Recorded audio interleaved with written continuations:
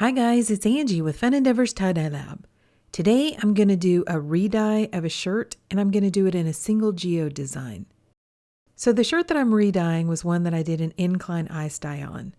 And the shirt looks really pretty, except that it's a women's style that has seams down the side of the shirt. The seams have gone kind of wonky and twisted a little bit, and the heart is in the middle of the shirt, but it's offset from the neck of the shirt. So it just doesn't look very good with the heart not in the middle of the neck. I've had this shirt on a shelf for probably almost a year, trying to decide what to do with it. It was too pretty just to throw away, but I wasn't going to give it to anybody with it being wonky like that. So I decided that I would go ahead and try to do a single geode design on the shirt. And instead of doing the predictable thing, which is using some out white bright and removing part of the dark color, I thought I'd just try to dye over it, see if I could get it to work. I'm tying a single geode design on the shirt, and I'm going to put the single geode down toward the bottom of the shirt. I have the shirt turned inside out too, by the way.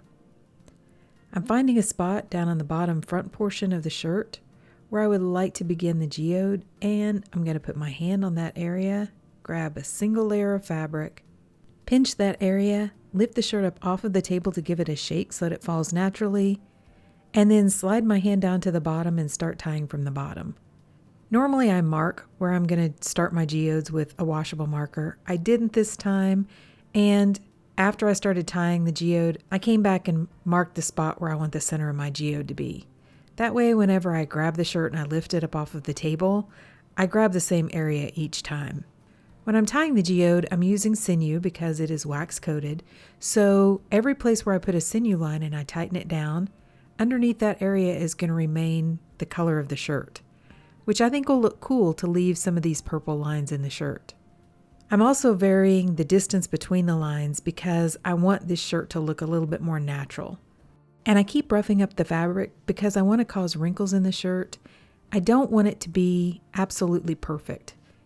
If the shirt is absolutely perfect and it's laying nicely, it's going to end up looking more like a bullseye instead of a geode.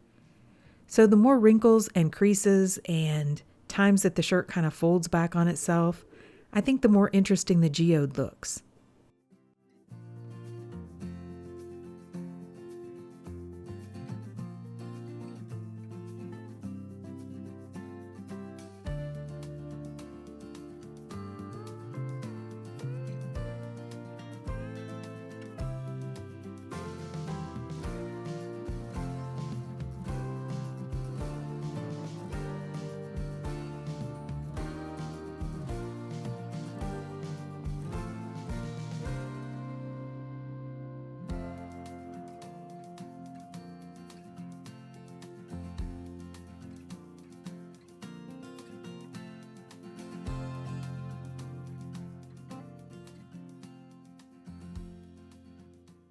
As I get closer to the center of the geode, you'll notice that I'm messing with that fabric, kind of pushing it in areas and causing some extra wrinkles in that spot. I want that area to have a lot of interest.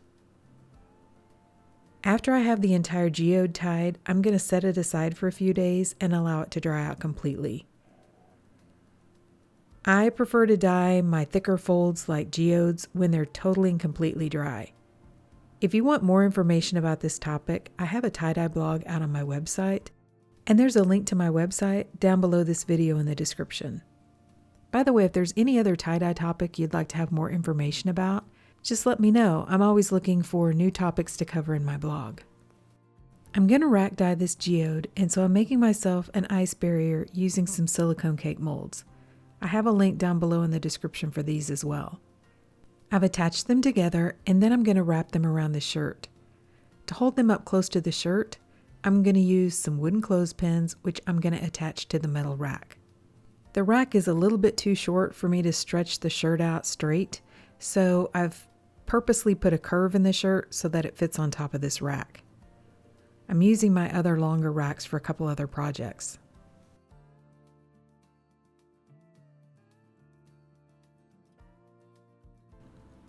Since I'm going to put the dye over the existing color, I've got to use some pretty dark colors because the shirt is already pretty dark.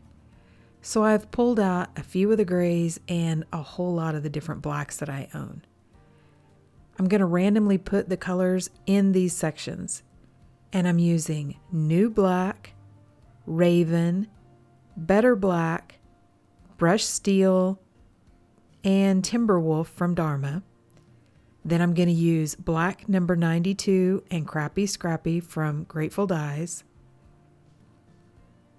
I'm using Black Bang, Black TDB, and Dark Black number 618 from Custom Colors.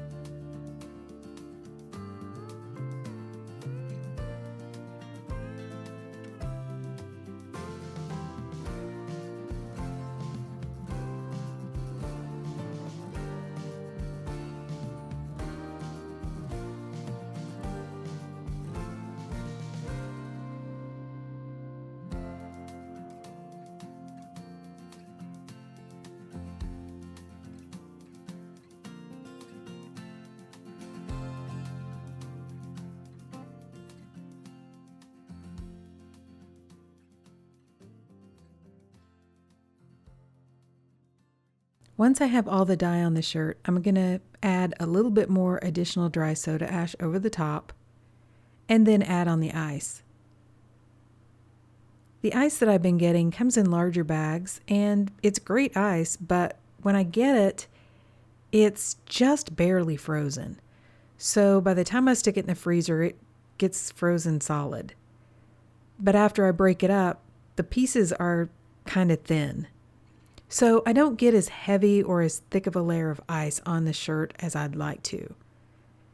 Because of that, I came back and added a couple more layers of ice to this shirt before I allowed it to go ahead and process for 24 hours.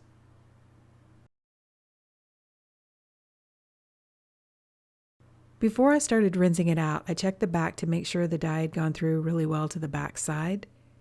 And then I started rinsing it in cold water to rinse out the soda ash. Then I untied the shirt and warmed the water up to hot and continued rinsing in hot water to rinse out the excess dye that didn't bond with the fabric.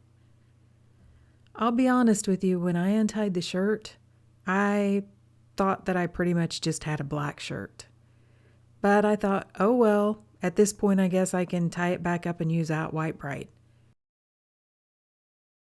But as I've learned, you never judge a shirt until it's been washed and dried.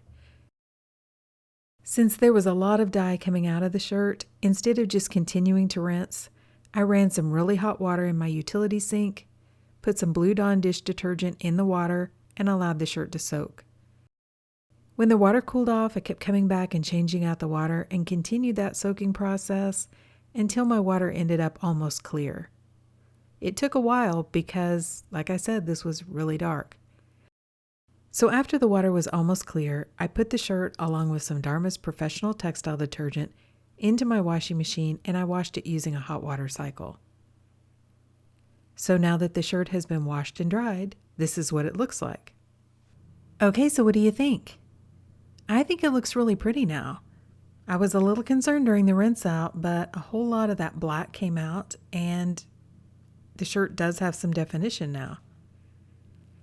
You can't see the Geode design. I mean, it doesn't pop out at you like if I would have done this on a white shirt.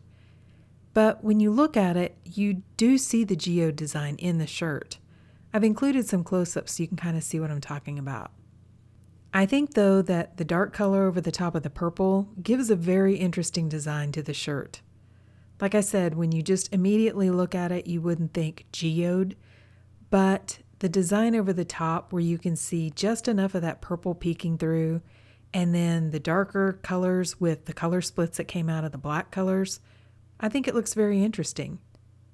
Because now there's some greens in the shirt and some other colors, I think the darker black and gray colors have some of the best color splits personally.